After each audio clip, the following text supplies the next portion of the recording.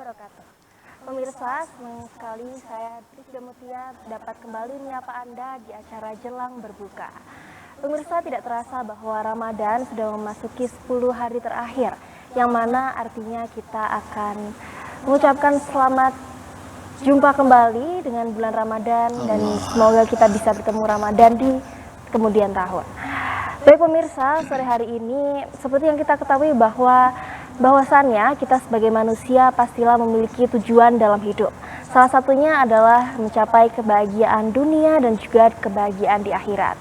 Yang mana kebahagiaan dunia dan juga akhirat ini perlu yang namanya usaha, ikhtiar, berdoa, dan keseimbangan antara bagaimana kita menempatkan dunia dan juga bagaimana kita menempatkan akhirat. Sore hari ini kita sudah kedatangan dua tamu spesial. Kita sapa terlebih dahulu. Assalamualaikum Bapak. Waalaikumsalam. Bagaimana kabarnya hari ini? Alhamdulillah.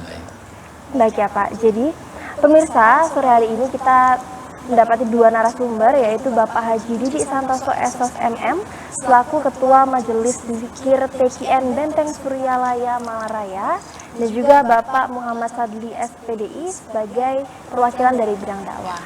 Nah, seperti yang sudah saya jelaskan tadi ya Pak, bahwasannya tema hari ini adalah bagaimana kita menggapai kebahagiaan di dunia dan juga di akhirat. Nah, sebenarnya bagaimana sih kebahagiaan dunia dan akhirat ini memerlukan keseimbangan antara usaha di dunia dan juga persiapan guna kebahagiaan di akhirat nanti. Bisa langsung Mbak ya? Boleh. Assalamualaikum warahmatullahi wabarakatuh. Waalaikumsalam warahmatullahi wabarakatuh. Pertanyaan yang bagus dari Mbak Rifda ya tadi ya. Jadi memang tentang kebahagiaan dunia, kebahagiaan akhirat itu memang memerlukan satu keseimbangan. Cuman yang menjadi persoalan besar, kita tidak pernah mampu menyeimbangkan antara porsi dunia dan akhirat. Sehingga kita butuh melibat sertakan Allah dalam kehidupan kita. Banyak orang ketika dia mengoptimalkan dunianya, maka akhiratnya dia keteteran. Tapi ketika dia mengejar terlalu tertuju pada akhirat, maka dunianya dia keteteran. Nah, yang mampu menyeimbangkan dari bagaimana agar dunianya kita kejar, akhiratnya juga nggak terabaikan, itu kalau kita bisa melibat sertakan Allah dalam kehidupan kita. Itu jadi melibat sertakan Allah dalam kehidupan kita itu ada caranya, ada strateginya, ada metodenya. Nah, kami di Majelis Dzikir MDTKN Benteng Suryalaya di Malang itu ada satu metode, Mbak. Ada satu metode, ada cara bagaimana ketika kita mengejar dunia, akhiratnya tetap kita nggak ketinggalan. Tapi ketika mengejar akhirat, dunia juga nggak ketinggalan. Kita ada metode di situ. Nah, apa dan bagaimana metodenya itu sebenarnya kita merujuk kepada Quran aja. Di situ jelas Allah di dalam Al-Quran menyampaikan, fas'alu ala dzikri in kuntum la ta'lamun. Maka bertanyalah kamu kepada ahli dzikir kalau kamu tidak mengetahuinya. Nah, kehidupan kita ini seringkali kita kalau urusan dunia kita bertanya ke kiai. Tapi kalau urusan akhirat kita merasa sok tahu. Hampir penelitian saya secara pribadi 95% kalau orang datang ke ulama, ke kiai, yang dia tanyakan dia bagaimana karir saya, bagaimana bisnis saya, bagaimana anak saya kok nakal. Yang ditanyakan itu perihal dunia. Padahal kata Rasulullah, kalau urusan dunia kamu lebih tahu daripada aku. Nah, sehingga kita Majelis Dzikir yang kami bawa itu artinya ada di Malang Raya ini, bagaimana ketika orang ke kiai ini nggak salah arah, nggak salah proses, nggak salah bimbingan, datang ke sana niat karena Allah, dibimbing bagaimana tauhid dan keimanan serta keislaman kita menjadi semakin baik gitu. Jadi memang kita sebagai manusia ini perlu untuk mengetahui bahwasannya urusan dunia itu kita harus lebih tahu, dan ketika kita mempertanyakan urusan akhirat, kita datang kepada ahlinya. Iya, jadi gini, bahkan ada hadis mengatakan segala sesuatu bertanyalah kepada ahlinya. Nah, kalau tidak diserahkan kepada ahlinya, kata Rasulullah, tunggu kehancurannya. Nah, kiai itu nggak ngerti tentang bisnis itu. Tapi kenapa kita kok nanya ke kiai tentang bisnis? Saya mau bisnis ini kan kebalik. harusnya kita kalau ke kiai itu bagaimana agar ibadah kita menjadi semakin baik, keimanan kita menjadi terproses dengan baik. Itu nah, hidup itu kalau kita ingat sejarah dari awal mulai Rasulullah diturunkan, beliau itu yang pertama diurus itu ihsan. Apa ihsan itu? Kan gitu. Jadi sebelum Islam mengajarkan tentang Islam, rukun Islam yang ada, Rasulullah diturunkan itu ihsan yang pertama diajarkan itu. Meyakini akan adanya Allah dan yakin bahwa Allah kalau melihat kita, memantau kita. Nah, keihsanan itu tauhid itu yang diajarkan pertama itu. Nah, setelah tauhid itu disempurnakan, diajarkan oleh Rasulullah, keimanannya diproses. Rukun iman itu diproses. Ini tahapannya seperti itu. Kayak kita, saya misalnya mau bangun rumah. Kalau tanpa pondasi yang bagus, begitu saya bangun tembok gampang roboh dong. Nah, ihsan diproses, keimanan diproses. Bagaimana memproses iman? Nah, hadis Rasulullah dalam diriwayatkan oleh Bukhari, jadidu imanakum, jadidu imanakum, kaifanu jadidu imanana ya Rasul. Sahabat bertanya kepada Rasulullah, bikasrati qauli la ilaha illallah. Maka memperbanyak kalimat la ilaha illallah. Nah, ini sudah ada dua tahapan. Yang pertama keisanan sudah diproses, keimanan diproses. Memperbanyak zikir la ilaha illallah. Itu. Terus yang ketiga baru setelah sekian puluh tahun kerasulan baru turun berita Isra Mi'raj tentang sholat itu. Makanya para sahabat Nabi itu karena dia sudah imannya, tauhidnya bagus, imannya bagus, begitu ada perintah sholat, sami'na wa ata'na langsung bisa mengerjakan. Nah, sementara kita ini beda. Kita terlahir karena turunan. Kita nggak pernah mencari jati diri keislaman yang sebenarnya. Islamnya Islam KTP. Ada itu Islam KTP Nj. Nah, itu jadi terkait dengan kita perlu mencari guru bagaimana keimanan kita ini bisa terproses. Harus belajar ke ahlinya. Bagaimana agar, nah gini Mbak, ke materi yang awal tadi kan memang di kebahagiaan. Kalau kita kaji, kita renungkan, kebahagiaan yang sebenarnya apa sih kebahagiaan itu? Kan itu. Apakah kekayaan? Apakah popularitas? Apakah jabatan? Tidak sedikit popularitas, miliuner, dia overdosis karena stres. Karena merasa tidak bahagia. Tidak bahagia. Berarti ada pertanyaan besar sebenarnya di situ. Nah, Islam sebenarnya menjadi sebuah solusi. Kalau engkau tidak tahu semua permasalahan yang ada, maka kembalilah kepada Quran dan hadis. Nah, Quran dan hadis menjadi solusi. Nah, ini awal orang ini yang seringkali juga, ya mohon maaf bagi kami, salah proses, salah tahapan karena tidak pernah belajar kepada ahlinya. Nah, misalnya satu contoh, ketika berbicara sebuah kebahagiaan identik dengan materi, maka akan muncul pertanyaan, loh berarti kalau kekayaan itu identik dengan materi, Allah nggak adil dong. Ada yang dilapangkan, ada yang disempitkan. Iya. Berarti Allah nggak adil. Adilnya Allah di mana? Itu yang menjadi pertanyaan. Itu menjadi sebuah pertanyaan akhirnya. Makanya Islam ini menjadi solusi yang paripurna. Kan gitu. Jadi kebahagiaan itu Allah tidak meletakkan di dohiriyah, di fisik, di material. Itu menunjang oke. Tapi kebahagiaan yang hakiki itu letaknya di dalam hati. Nah, ini yang tidak pernah dikulik. Ini yang tidak pernah untuk dikaji. Ini yang tidak pernah dimaksimalkan. Jadi ibarat mobilnya, Mbak. Maaf ya Mbak Rifda ya. Jenengan punya mobil ya. Mobilnya dilapi luarnya bagus ya. Tapi mesinnya nggak pernah diservis. Nggak enak pakaiannya itu, berbet itu. Hidup kita juga gitu. Nah, ada lahir, ada batin. Manusia itu ada dohiriyah, ada batiniyah. Dohiriyah perlu fasilitas, batiniyah perlu fasilitas. Dohiriyah makanannya apa? Ya nasi, ya ayam goreng, ya ini. Batiniyah makanannya apa? Ibadah. Iya. Nah, momentum lebaran ini bagian adalah kemurahan Allah yang luar biasa bagi hamba-hambanya. Benar-benar luar biasa, kemurahan yang luar biasa. Kenapa? setan diikat. Terus rahmat dikucurkan. Orang yang nggak pernah pakai jilbab, para artis itu maaf ngomong, sekarang pakai jilbab sudah. Yang biasa, ya, yang nggak pernah puasa jadi puasa. Bahkan yang nggak pernah ke masjid, ini luar biasa ini. Nah, ini anugerah Allah kepada hambanya, khususnya kita umat muslim, sehingga momentum ini menjadi luar biasa. Ayo kita maksimalkan momentum lebaran. Ini sebenarnya kemurahan Allah ini. Kenapa? Fokus orang berbicara kebahagiaan ketika di materi ini nggak akan pernah selesai. Bahkan kita tertipu sebenarnya itu. Gampangannya gini, saya ini pingin Fortuner, ya, saya pingin Fortuner. Begitu tercapai itu Fortuner, semakin bahagia enggak saya? Oh iya, semakin bahagia. Oke, semakin tenang enggak saya? Belum tentu. Takut keserempet, takut dicuri, kan gitu. Dan bisa abadi apa enggak? Enggak sementara.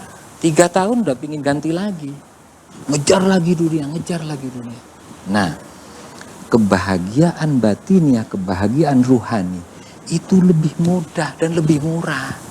Itu kita jadikan solusi. Apa Qur'annya? Ala bidzikrillahi tatmainnul qulub. Bukankah dengan mengingat Allah hati menjadi tentram? Nah, tentram hati yang istiqomah ini merupakan modal awal untuk meraih sebuah kebahagiaan yang paling mudah. Jadi tidak hanya tergantung ke materi. Terus yang kedua, misalnya nih perasaan lagi nggak nyaman, lagi suntuk. Dikasih ayam goreng enak apa enggak? Nggak enak. Tapi ketika hati nyaman, kita lagi bahagia, biar tempe, itu terasa nikmat. Jadi emang harus bersyukur ya. Iya, satu bersyukur, yang kedua bahwa dalam diri seorang ada segumpal darah. Manakala darah itu baik, baik pula seluruh tubuh itu. Tapi manakala darah itu rusak, rusak pula. Itulah yang dinamakan kolbu, itulah yang dinamakan hati. Makanya MDTK Benteng Suryalaya ingin menjadi solusi bagi masyarakat. Bagaimana dengan belajar zikir, kita mulai membersihkan jiwa kita agar hati kita menjadi nyaman, menjadi tenang.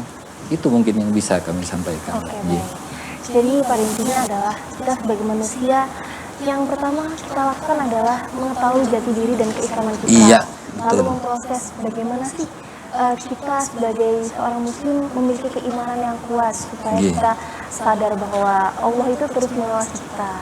Lalu juga salah satunya tadi caranya adalah dengan bersyukur dan menjaga kebersihan hati. Iya, Gitu ya, Pak. iya.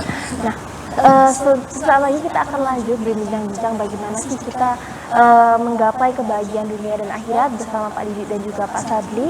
Namun pemirsa, kita akan bersama-sama melihat jeda iklan berikut ini tetap di Jelang Berbuka.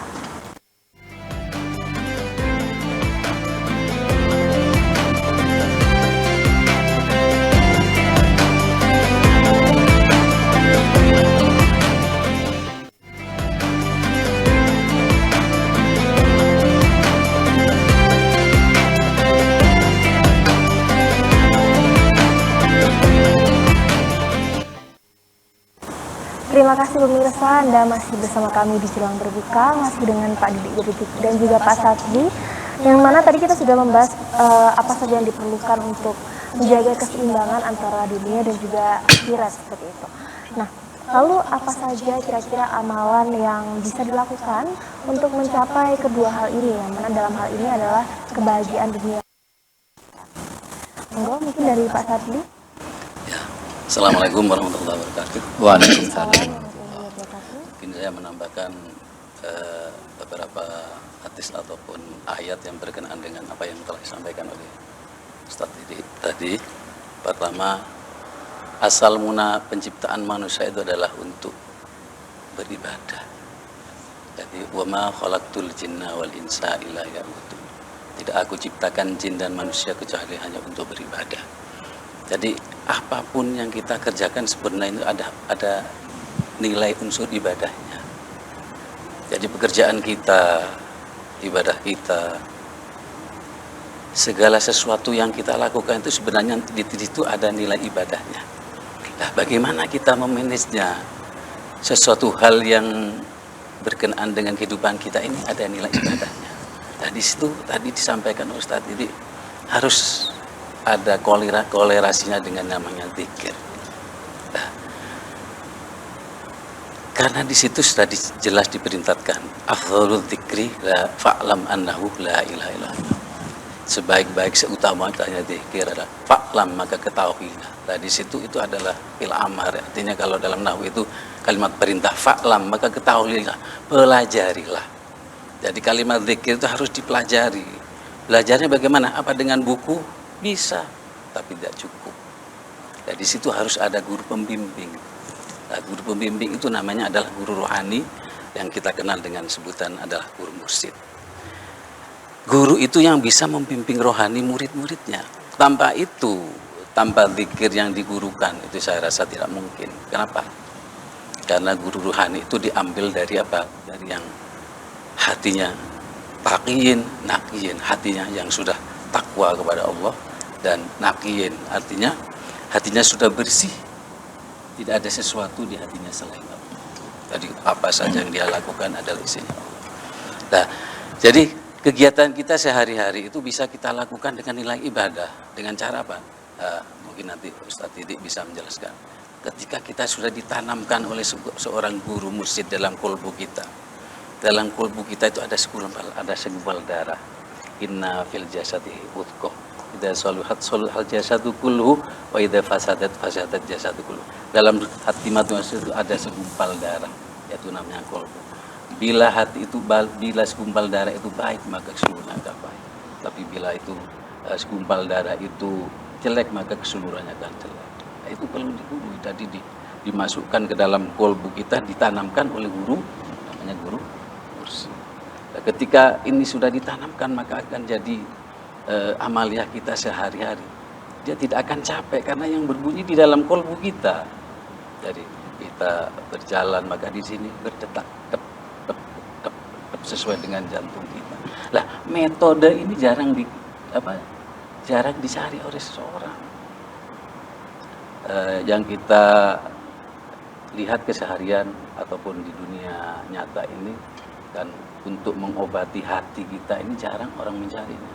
Tapi kalau badan kita sakit, jangan harta, ya, nyawa pun kita korbankan hanya untuk itu. Tapi untuk menyelamatkan diri kita nanti di hadapan Allah itu padahal sangat gampang sekali, Ustaz Didik. Apa? Fasalu ahla dzikri, maka tanyalah kepada ahlinya itu zikir. Apa? Zikir yang apa? Banyak. Tapi ini zikir yang satu. Bentar ya. Ini Sayyidina Ali Karamallahu wajhahu itu bertanya, "Ya Rasulullah, ajarkan kepada saya tentang zikir." Apa jawabnya Rasulullah? Dawamkan zikir. Sayyidina Ali kan seorang yang cerdas. Bahkan pintunya ilmu. Bahkan babul ilmi atau pintunya ilmu. Saya sudah setiap hari zikir Rasulullah. Saya tiap hari baca subhanallah, takbir subhanallah. Semuanya saya sudah. Zikir yang mana? Maka apa kata Rasulullah? Dengan cara apa? Memperbanyak kalimat la ilaha illallah. Ma qultu ana wa nabiyyuna min qabli la ilaha illallah. Yang lebih utama yang aku ucapkan dan nabi-nabi sebelum aku adalah kalimat la ilaha illallah itu. Jadi kalimat itu ketika sudah dimasukkan ke dalam kolbu seseorang oleh guru mursyid, katanya Gus Dur itu. Katanya guru yang waskito. Iya, guru waskito itu Al-Qur'an qadim wahnu milyo tanpa ditulis namun tanpa bisa diwaca, ditampet pakai ning jero dodo karo guru waskito. Jadi Al-Qur'an qadim itu adalah ekstraknya kalimat. Al-Quran itu diekstrak akhirnya jadi kalimat la ilaha illallah. Dan itu dimasukkan ke dalam hati manusia. Oleh siapa? Guru waskito. Lah, guru waskito itu adalah guru mursyid yang harus kita cari, yang bisa membimbing murid-muridnya ke menuju jalan Allah itu. Mungkin sementara itu yang bisa saya sampaikan. Oke, baik. Terima kasih Pak Sandi. Jadi bahwasannya kita dalam kegiatan apapun itu harus memiliki unsur ibadah, supaya kita terus teringat kepada Allah. Lalu juga itu dalam menjadi salah satu kunci kebahagiaan kita di dunia dan juga akhirat. Nah, tadi sempat disinggung oleh tadi bahwasannya kita sebagai manusia harus memiliki rasa syukur. Iya. Nah, bagaimanakah hubungan antara rasa syukur ini dan juga kebahagiaan menurut Islam? Iya, jadi Bagus pertanyaan itu, mengaitkan rasa syukur ya. Jadi sebenarnya jelas Allah menyampaikan dalam Al-Quran itu, la in sakartum la azidannakum wa la in kafartum inna adzabi lasadid. Jadi kalau kamu mensyukuri karunia yang aku berikan, niscaya akan ditambah. Nah, ini yang menarik Mbak Rifda ya, yang ditambah itu belum tentu materinya loh. Nikmatnya yang ditambah. Tapi kalau engkau kufur, engkau lupa, maka sesungguhnya azabku amat pedih. Nah, azab ini belum tentu di akhirat, di dunia pun bisa. Berupa apa azab itu? Tidak diberi rasa nikmat. Jadi ketika kita makan nggak nyaman, itu nikmat kita udah dicabut sama Allah. Harus segera tobat itu sebenarnya. Naik mobil, duduk, kita nggak nyaman. Padahal di bawah kita ada yang naik motor. Naik motor, kita ngersuloh. Waduh, kena hujan. Padahal di bawah kita ada yang naik. Itu azab dari Allah itu sebenarnya. Makanya hidup ini harus punya guru yang waskito. Karena gini, guru ini sifatnya membimbing, mengarahkan. Saya buat analogi sederhana. Ketika jenengan mengoperasionalkan sebuah laptop mulai dari nol tanpa seorang guru, beresiko enggak aplikasi bisa rusak? Beresiko. Kalau dibimbing oleh seorang yang memang ahli, dia memang pakar dalam bidangnya, efektif enggak pelajaran yang diberikan? Pasti efektif. Nah, dan saya misalnya belajar sepak bola di lingkup kelurahan, ya ada pelatihnya toh di lingkup kelurahan. Terus Ustadz Sadili juga belajar sepak bola, dia belajar pada Patrick Kluivert, kelas nasional. Hasilnya beda apa enggak? Berbeda. Pasti beda. Nah, oleh karena itu bagaimana kita mencari guru yang memang ahli dalam bidangnya itu. Nah, untuk mengetahui semacam itu biasanya kita melalui proses istikharah, minta petunjuk karena kita ingin menjadi hamba yang baik, ingin mendekatkan diri pada Allah. Kita perlu seorang guru, perlu seorang pembimbing. Rasulullah aja awal-awal dibimbing sama Jibril. Sahabat Rasul yang 4 itu nggak langsung dia menjadi hamba Allah yang soleh, dibimbing langsung oleh Rasulullah. Begitupun 4 sahabat itu membimbing para tabi'in itu sampai paripurna juga. Nah, kok kita zaman sekarang yang dari kecil ya udah nggak pernah ngaji, maaf ya, nggak pernah ngaji 6 tahun sekolah SD, 3 tahun SMP, 3 tahun SMA, 4 tahun kuliah, terus merasa memahami tentang Islam. Dan ini hanya dia mau mengejar apa? Kehidupan dunia loh. Berapa tahun ketemunya ini? 6, 12 tambah 4. 16 itu untuk mengejar seorang pegawai negeri kayak saya. Nah, sementara belajar Islam yang sebenarnya yang mau dia gapai apa sih? Kebahagiaan yang abadi. 1 miliar tahun lamanya lebih dari itu. Tak terukur kehidupan. Itu sebenarnya ya. Jadi kalau Qur'annya bilangnya gini, kejarlah akhirat tapi kamu jangan lupakan dunia. Jadi akhirat ini harus lebih kita utamakan baru dunia gitu loh. Jadi kalau bisa saya simpulkan sedikit, Ini. Ketika kita bersyukur maka Allah akan menambah kehidupan Iya. kita. Nah, ketika kita lupa untuk bersyukur maka sesungguhnya Allah memberi azab untuk kita. Lalu juga kita sebagai seorang muslim yang mana kita masih mencari jati diri, masih harus terus belajar, kita perlu seorang guru yang membimbing kita supaya kita bisa mencapai kebahagiaan dunia dan juga akhirat. Nah, Ustadz Adli, sebentar lagi kita akan berbincang-bincang kembali, namun pemirsa kita akan bersama-sama melihat tayangan iklan berikut ini, tetap di Jelang Berbuka.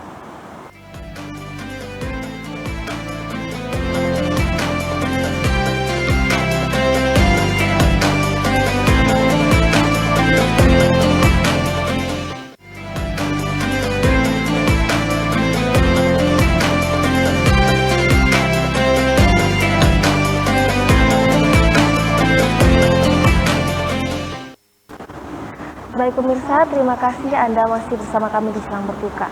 Kita akan melanjutkan perbincangan kita mengenai bagaimana menggapai kebahagiaan dunia dan juga kebahagiaan akhirat. Tadi kita sudah membahas bagaimana sih korelasi antara rasa syukur dan juga kebahagiaan dunia dan juga akhirat menurut Islam, lalu juga apa saja kunci-kunci kebahagiaan di dunia dan juga di akhirat. Nah, kita sama-sama tahu ya Pak, bahwasannya zaman sekarang banyak sekali orang-orang kaya baru gitu bahasanya, atau mungkin crazy rich gitu Iya, ya iya, orang-orang iya. kalau bilang zaman sekarang. Sebenarnya apakah ada hubungan antara kekayaan dan kesuksesan dengan kebahagiaan, dan apabila memang ada, mengapa hal ini bisa terjadi? Iya. Baik. Jadi gini Mbak Rifda ya. Jadi sangatlah salah menurut saya pribadi ketika kebahagiaan itu diidentikan dengan materi. Gitu. Contoh, Rasulullah itu hamba Allah paling mulia, ahli ibadah, paling dicintai sama Allah, nggak pernah punya dosa. Ya, tidurnya di pelepah kurma sampai ada bekas di pipinya. Bajunya cuma satu, jubahnya. Terus kadang pulang ke rumah, wahai istriku, adakah yang aku makan hari ini? Nggak ada ya Rasul. Ya sudah, aku puasa. Perutnya diganjel ke batu. Berarti tidak identik kebahagiaan dengan kekayaan. Padahal Rasulullah jelas-jelas mengatakan baiti jannati, rumahku surgaku. Berarti itu hamba yang paling bahagia dong, rumahnya bagai surga. Walaupun kadang yang dimakan nggak ada. Terus yang kedua, Abu Jahal, kaya raya itu, kaya raya, pengusaha, bahkan ditindas itu kaum muslim-muslimat secara materi, tapi apakah dia bahagia? Ketidakbahagiaan orang itu, dia hatinya dibuat gelisah. Jadi saya secara materi memang banyak. Misalnya saya punya Mercedes-Benz punya, Ferrari punya, terus Bugatti punya, macam-macam punya. Yang dibuat hati saya gelisah oleh Allah itu nyaman enggak? Takut miskin, takut sakit, takut mobilnya tubrukan, takut ditipu orang. Jadi walaupun materinya banyak, tapi lebih banyak ketakutan yang ada dalam diri saya, yang menjadikan saya nggak nyaman. Makanya nggak sedikit itu orang-orang di pucuk pimpinan, bahkan sempat dulu viral itu seorang politikus tingkat tinggi minum minuman khamar. Jabatannya mentereng, kekayaannya banyak, tapi dia nggak bahagia. Karena bahagia itu letaknya ada dalam hati. Itu adilnya Allah. Contohnya gini, ketika seorang kita, sekelas kita, makan di jok beca, tahu tempe, pasti nggak nyaman kita. Tapi bayangkan, seorang tukang beca, dia makan di jok buka puasa, dengan seteguk air, nikmatnya bisa mengalahkan nikmatnya kita loh itu. Adilnya Allah itu di situ. Makanya saya ingin artinya memberikan pemahaman pada kita semua, jangan semata-mata materi itu menjadi sebuah tolok ukur kebahagiaan. Karena kebahagiaan itu bisa kita capai dengan mulai dari diri sendiri, memperbaiki diri sendiri. Awal kebahagiaan, dan itu kebahagiaan yang paripurna yang akan dibawa abadi sampai akhirat. Kalau kebahagiaan sementara itu selesai. Bahkan nanti dimintai pertanggungjawaban sama Allah itu. Nah, bahkan dalam sebuah riwayat itu Imam Al-Ghazali itu mengatakan gini, anak manusia ibarat mendaki di sebuah gunung, dan dia membawa ransel di pundaknya sejumlah kekayaan yang dia miliki. Makanya kata Imam Al-Ghazali, untuk meringankan perjalananku menuju Tuhan, satu persatu hartaku aku lepaskan. Ya apa itu? Kebalik itu sudah. Tambah sekelas Imam Al-Ghazali itu melepaskan satu persatu mobilnya, ininya. Gitu mungkin Mbak ya aja. Oke, jadi memang salah bagi kita ketika kita mengaitkan kekayaan atau Iya. materi dengan kebahagiaan, karena sesungguhnya kebahagiaan letaknya Di dalam hati ya. Seperti itu. Nah, mungkin beralih ke Pak Sadlia, bagaimana sih cara kita mengelola agar tidak hanya fokus terhadap kebahagiaan di dunia saja? Ya, Mbak, ya. Kalau kita apa yang disampaikan oleh Ustaz tadi, memang kebahagiaan itu tidak identik dengan kekayaan. Tapi sebagian sahabat Nabi itu ada yang memang kaya raya, tapi dia tidak melupakan dunianya, tapi dia tidak pernah melupakan akhirat. Abdurrahman bin Auf ya, Contohnya Abdurrahman bin Auf kaya raya itu. dan Abu Bakar As-Siddiq, termasuk Utsman bin Affan. Itu adalah sahabat-sahabat Nabi yang pilihan, memang pilihan. Terus apakah di setiap kita apa ada orang semacam itu? Mungkin ada. Ada. Jelas tetap ada. Tapi memang antara dunia dan akhirat itu harus kita paling tidak itu 50-50 lah. Ya. Kenapa? Kalau kita itu ada makalah karena ad-dunya sijnul mukminin wa jannatul kafirin. Dunia itu adalah penjara bagi orang mukmin dan surganya bagi orang-orang kafir. Sebenarnya kalau kita melihat dari makalah itu kita tertipu. Tertipunya bagaimana? Memang kita sebagai orang muslim itu kaya itu penting. Tapi kan kekayaan tidak harus untuk menjadikan dasar utama untuk kebahagiaan kita. Itu. Kenapa? Karena dengan kita mengedepankan istiqomahan kita, intinya ibadah kita yang kita utamakan. Paling tidak itu harus ada 50-50-nya. Ke Allahnya, iya, lebih diutamakan. Maka ketika seseorang itu nanti larinya kepada Allahnya diutamakan, fafirru katanya balik, fafirru ilallah, maka segera kita lari kepada Allah. Maka dunianya itu akan ikut. Seperti itu dari kolarisnya. Tapi bukan tidak kita mudah meyakini itu tidak mudah. Memang perlu ada seorang bimbingan. Ya, saya tadi guru musik itu. Nah, apa yang disampaikan Mbak tadi itu tadi ada di situ ada sebuah hadisnya seperti ini. Idza dzakartani syakartani. Jadi ingat atau berzikir kepada Allah itu merupakan hakikat syukur. Hakikat syukur. Jadi hakikat syukur itu ingat kepada Allah. Wa idza nasaitani kafartani. Tapi ketika kita lalai kepada Allah, maka kita ada dianggap kufur. Nah, bagaimana keseharian kita itu agar tetap tercermin dalam diri kita itu, zikir kita itu muncul. Maka ketika zikir kita itu dalam kolbunya itu sudah mendarah daging, paling tidak artinya itu dimulai dengan tahap demi tahap, maka akan membias sifat-sifat Allah itu akan membias pada diri kita, sifat kasih sayang kita kepada seorang istri, keluarga dan sebagainya ditolak. Maka kebahagiaan dunia dan akhirat itu nanti bisa kita peroleh dengan cara, kalau menurut saya utamanya memang zikir. Ya. Kembalinya lagi ke zikir. Jadi kembali lagi ke zikir, selalu mengingat Allah. Iya. Yang mana kita harus memposisikan diri supaya kebahagiaan dunia dan kebahagiaan akhirat ini, kalau tadi Ustaz tadi dibilang 50-50 gitu ya. Jadi kembali lagi ke yang pertama tadi bahwa bahwasannya memang harus seimbang seperti itu. Baik, kita akan melanjutkan perbincangan ini setelah ini. Pemirsa, tetaplah di Jelang Berbuka. Kita akan bersama-sama melihat tayangan iklan berikut ini.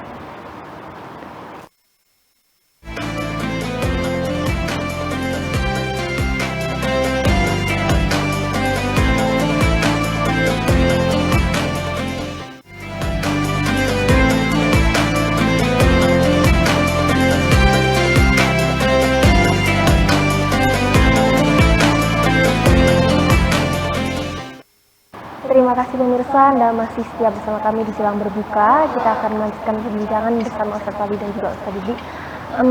Ini mungkin boleh disampaikan kepada pemirsa di rumah, apakah ada pesan terkait bagaimana sih menggapai kebahagiaan dunia dan juga di akhirat ini?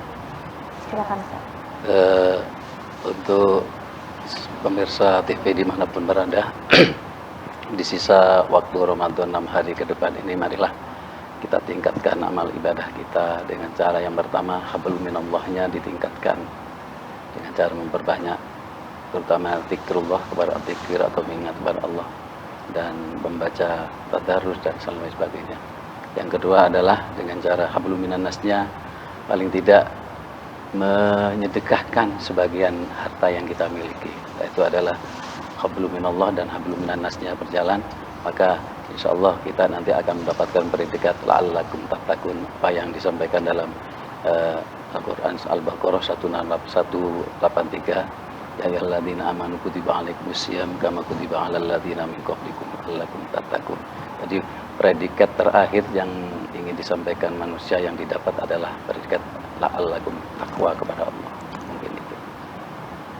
Jadi kita sebagai manusia harus seimbang antara hablum minallah dan hablum minannas, supaya kita menjadi manusia-manusia yang termasuk dalam golongan yang bertakwa seperti itu ya Ustaz.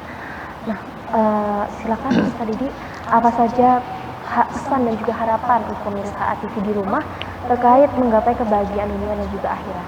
Yeah. Jadi tidak banyak yang ingin saya sampaikan pada kesempatan yang baik ini. Hanya saya berharap kita yuk sama-sama di momen beberapa hari menjelang berakhirnya bulan Ramadan ini, kita optimalkan ibadah-ibadah kita, khususnya di malam-malam ganjil sebagaimana dihadiskan oleh Rasulullah, sehingga itu bahkan dikatakan itu lebih utama daripada 1000 bulan kalau disetarakan dengan 83 tahun, 3 bulan. Nah, sehingga mau itukah berzikir, mau sholat sunnah, mau tadarusan, mau ngaji, mau baca kitab yang sifatnya yang positif, itu benar-benar kita optimalkan di hari-hari terakhir. Karena apa? Ketika kita mendapatkan Lailatul Qadar sebagaimana yang diharapkan oleh Allah, maka itu modal awal kita bagaimana 11 bulan perjalanan kita ke depan akan mendapatkan kemudahan dan kemurahan. Itu mungkin yang bisa kami sampaikan. Tadi harapan ya Ustaz. J. Untuk pesannya nih untuk pemirsa di rumah terkait kebahagiaan dunia dan akhirat. Nah, terkait dengan kebahagiaan dunia, sebenarnya solusinya sederhana. Kembali kepada Quran, ayo kita sama-sama belajar berzikir, mendekatkan diri pada Allah. Kenapa? Karena awal inti dari semua untuk mencapai puncak yang paripurna itu dari zikir itu. Misalnya sedikit saya urut ya. Dengan zikir hati menjadi tentram. Itu Quran itu. Ala bidzikrillahi tatmainnul qulub. Nah, dengan ketentraman yang istiqomah dia bisa khusyuk dalam ibadahnya. Karena khusyuk dalam ibadah dia dikaruni keikhlasan oleh Allah. Karena ikhlas dalam ibadah dia mendapatkan ketawakalan. Terus kesabaran, dapat ridho dari Allah. Puncaknya di situ. Nah, sebagaimana disampaikan oleh Allah, ya ayyatuhan nafsul mutmainnah irji ila rabbika radiyah mardiyah fathuli fi ibadi fathuli jannati. Kan gitu. Jadi awal dari zikir terproses menjadi tentram jiwanya, dia khusyuk ibadahnya, ikhlas, terus naik sampai kepada radiyah mardiyah gitu. Tatmainnul qulub. Itu makom tertinggi dari keislaman kita itu. Nah, kalau kami ini sama-sama mengajak untuk sama-sama belajar berzikir. Minimal kita membersihkan hati kita dari sifat-sifat sombong, dari riya, dari ujub. Karena kan penyakit hati kan di sini. Ketika ada orang senang, kita biasanya susah. Ketika ada orang susah, banyak kita senang. Itu penyakit hati itu. Dan itu obatnya hanya zikir. Itu yang bisa disampaikan. Ya. Kalau boleh saya tanya sedikit nih. Ya.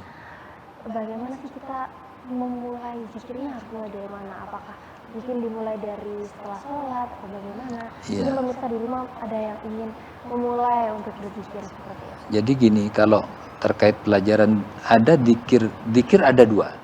Ada zikir fadilah, ada zikir darajat. Nah, kalau zikir fadilah, zikir hasanat ini bisa dia ngambil dari buku, dari internet, itu boleh. Saya nanya ke jenengan itu boleh. Tapi kalau zikir darajat itu khusus untuk membersihkan jiwa, itu harus belajar kepada orang yang takwa. Nah, ada ahlinya, ahli zikir itu. Itu kalau di istilah seorang mursyid, dia pembimbing ruhani. Dia tahu seluk-beluk ruhani kita, permasalahan sakitnya kita. Jadi kalau fisik itu ada dokter fisik, misalnya ada panu, ada kadas, ada sakit kepala, itu dokter fisik ya. Kalau beliau itu dokter rohani, tahu penyakit-penyakit hati, mana yang dibersihkan dulu, yang diobati dulu mana. Nah, kalau dia sudah terproses pembersihan hati itu, maka kehidupannya itu semakin nyaman. Itu yang saya katakan tadi itu, hari esok menjadi semakin baik. Sehingga ketika dia kembali pada Allah, dia kembali dalam keadaan ridho dan diridho itu. Tapi dia secara rohani dia nggak ada putusnya dengan Allah itu. Kalau kita belajar zikir kepada ahlinya, maka ruhani kita dia terus muter dia. Seiring dengan detak jantung, dia selalu ingat pada Allah.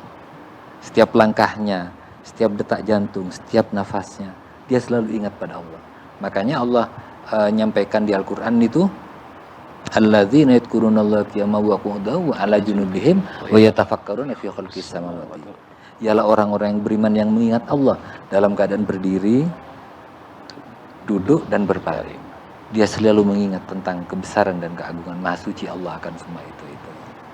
Iya, zikir ini ada dua ya Ustaz. Iya. Zikir Hasanah, ada zikir darajat. hasanah dan darajat. Iya. Yang mana kalau yang zikir hasanah itu Secara umum, secara umum boleh diambil dari dari buku. mana saja dari buku, Iya. dari internet, Iya. sama. Betul. Kalau zikir yang zikir darajat Itu harus itu harus mendapatkan pelajaran zikir dari orang yang takwa. Jadi mursyid. dari mursyid. Jadi bibitnya bibit unggul. Itu. Mungkin kalau yang saya ketahui itu ikut thariqah itu bagaimana ya Ustaz? Ya, Jadi kalau di Indonesia thariqah itu ada 43 yang muktabarok itu. Semua thariqah itu baik. Semua thariqah baik dan mereka mengajarkan untuk proses membersihkan jiwa. Hanya perbedaannya amaliyah-amaliyahnya itu tergantung dari guru mursyidnya. Nah, ada amaliyah yang memungkinkan untuk kita sebagai pengusaha, sebagai misalnya pegawai negeri, sebagai mahasiswi, ada yang memungkinkan untuk bisa, ada yang tidak memungkinkan. Karena kaifiat tentang amaliyah itu tergantung dari gurunya. Nah, kita di MDTKN Benteng Suryalaya ini guru kita itu mujaddid pembaharu. Sehingga caranya mudah, ngamalkannya juga gampang. kholwatnya mudah. Tidak harus kholwat 40 hari 40 dalam hari. kamar. Tambah kita disuruh ke mall itu sama kan gitu, jadi itu. Jadi memang bahwasannya untuk kita bisa mendekat kepada Allah ini caranya mudah sekali. Mudah sekali. Yaitu Iya. dengan berzikir. Belajar Berzikir bisa dimulai dari mana saja, Iya. bisa berzikir secara umum, bisa mulai dari buku, Betul, internet, betul. dan juga kalau misal mau next level gitu Next ya. level istilahnya, iya, Next iya. level itu kita harus mencari guru, mencari murid supaya kita mendapatkan bimbingan seperti itu ya, bimbingan supaya zikir kita, keimanan kita ini tertanam dalam hati. Betul, betul. Sehingga nantinya kita akan bisa mengusahakan keseimbangan antara kebahagiaan antar dunia dan juga kebahagiaan akhirat. Dan itu nanti Allah yang bekerja, Allah yang menyimbangkan. Jadi bukan kita. Baik. Karena kita nggak akan pernah mampu menyimbangkan. Pernahkah ada yang di langit dan bumi yang tidak seimbang? Siapa yang ngatur itu? Allah. Allah yang ngatur. Nggak sulit menyimbangkan kehidupan seorang di Allah itu kalau Allah yang ngatur. Tapi bagaimana agar hidup kita diatur Allah? Kita libat sertakan Allah dalam kehidupan kita. Selalu mengingat Allah. Kamu ingat, aku ingat. Kamu lupa, aku lupakan, kata Allah. Adkuruni, adkurku. Nah, itu dasarnya itu. Jadi saya aja, misalnya saya dekat dengan wali kota, Cak Nur Rahman itu. Kira-kira jabatannya enak apa enggak saya itu? Ya pasti enak. Karena dekat. Tapi kalau saya nggak kenal, ya nggak bisa. Ke Allah juga gitu. Kalau kita dekat dengan Allah, maka oleh Allah dipilihkan. Jadi mulai kerjaan dipilihkan, keluarga dipilihkan, anak, pertemanan, bis semua diatur sama Allah. Dan kalau Allah yang ngatur, pasti sempurna. Itu. Jadi memang kuncinya adalah kita harus mendekatkan diri kepada Allah. Iya. Supaya Allah berkenan untuk menyeimbangkan antara dunia dan juga akhirat. Betul, iya. Baik, selesai sudah Ustaz. Iya. Sesi perbincangan kita pada sore hari ini di Jelang Berbuka, dan ini merupakan episode terakhir Jelang Berbuka di Ramadan tahun ini. Semoga kita bisa bertemu kembali di Ramadan tahun depan dengan narasumber-narasumber yang pastinya sangat luar biasa. Kami ucapkan terima kasih Iya, kepada terima kasih, Mbi. Ustaz Fadli sudah berkenan hadir sore hari ini berbincang-bincang, sharing terkait bagaimana sih menggapai kebahagiaan antara dunia dan juga akhirat. Semoga apa yang sudah disampaikan bisa bermanfaat untuk para pemirsa di rumah. Dan pemirsa, berakhirlah sudah episode Jelang Berbuka sore hari ini. Semoga apa yang sudah disampaikan bisa bermanfaat, dan semoga ibadah kita, ibadah puasa kita di bulan Ramadan ini bisa membawa keberkahan, dan semoga kita semua termasuk golongan-golongan manusia yang memiliki kebahagiaan di antara dunia dan juga di akhirat. Saya Rinda Mutia mewakili seluruh rekan kerja yang bertugas pamit undur diri. Terima kasih. Sampai jumpa di Ramadan tahun depan. Wassalamualaikum warahmatullahi wabarakatuh. Waalaikumsalam.